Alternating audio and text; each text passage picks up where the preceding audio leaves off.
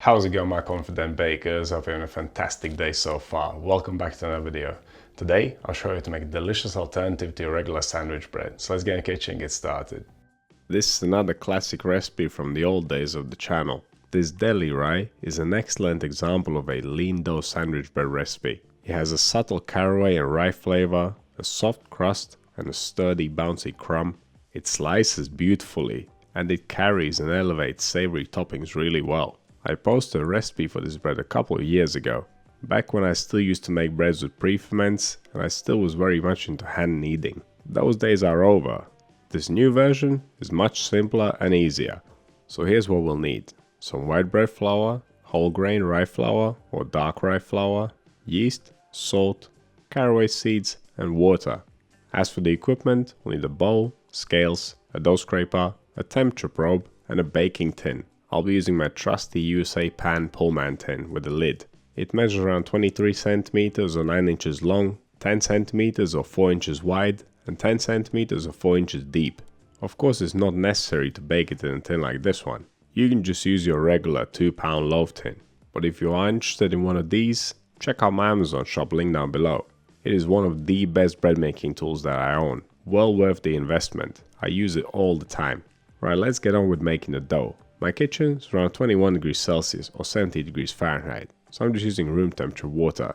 As we mix the dough, it will warm up a little bit. It's going to be quite a lump, so I'm using my largest bowl for mixing.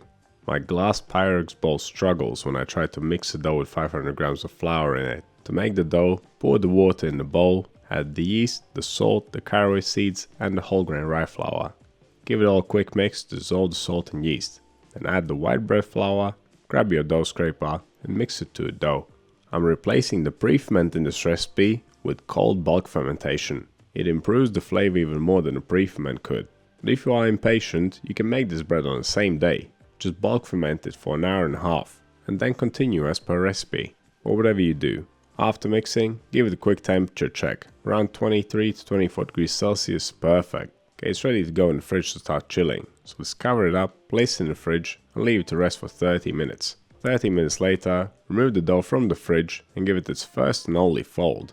The advantage of not kneading is that we're saving time and we're not making a mess on the table. To perform the fold, simply lift the dough out of the bowl, then fold the sides down and push them back up into the middle of it. Keep going around in a circle until you have a nice tight dough ball. It's like you're folding it on the table, just upside down. If it feels too sticky, you can wet your hands with water, but I didn't have to do it this time.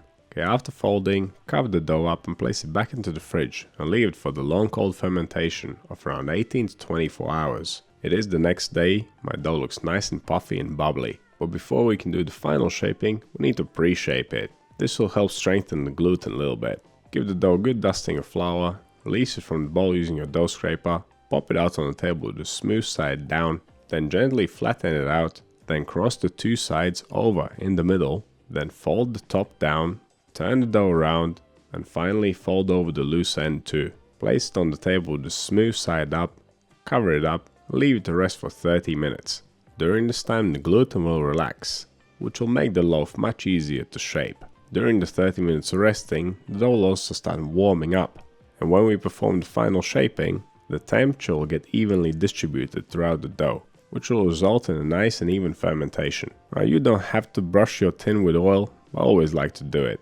It's just a bit of insurance and also gives the crust a nice finish. Okay, it's final shaping time. Give the dough a light dusting of flour, release it from the table, place it on the table with the smooth side down, then flatten it out, cross the two top corners over each other in the middle, which will create a rough triangle shape.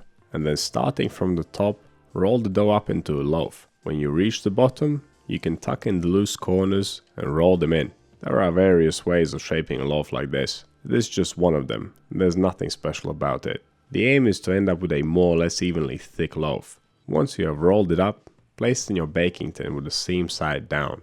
Then cover it up, leave it for the final proof. My kitchen was pretty cool, around 17 degrees Celsius or 62 degrees Fahrenheit. So final proofing took around 2.5 to 3 hours for me. Of course I could have placed the loaf in a warmer area, but I was in no rush. Towards the end of the final proof, you want to start preheating your oven to 190 degrees Celsius or 375 degrees Fahrenheit fan on. If your oven doesn't have fan, go for 210 Celsius which is 410 Fahrenheit. I used to preheat my oven for 45 minutes at least, but nowadays I only do it for 10 to 15 minutes. I made a whole video about that. You can find it in the Principles of Baking playlist. It will save you a bit of electricity. Okay, our loaf has puffed up beautifully and is ready for the oven. So let's give it a spritz of water, sprinkle some more caraway seeds on top for extra flavor and a crunch, press them in gently with our hands so they don't all fall off straight away, and then slide the lid on if your tin has one and get that bread in the oven. If you have a deep tin without a lid, you can place a piece of baking paper on top of the loaf and then cover the tin with tin foil. It should work similarly to the lid.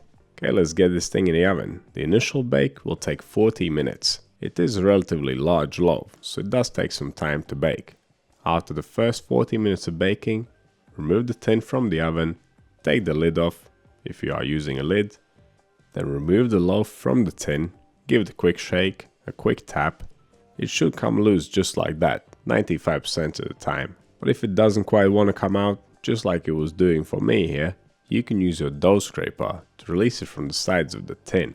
It is the perfect tool because it's quite long, it's thin, and it's made out of plastic so it won't damage the tin.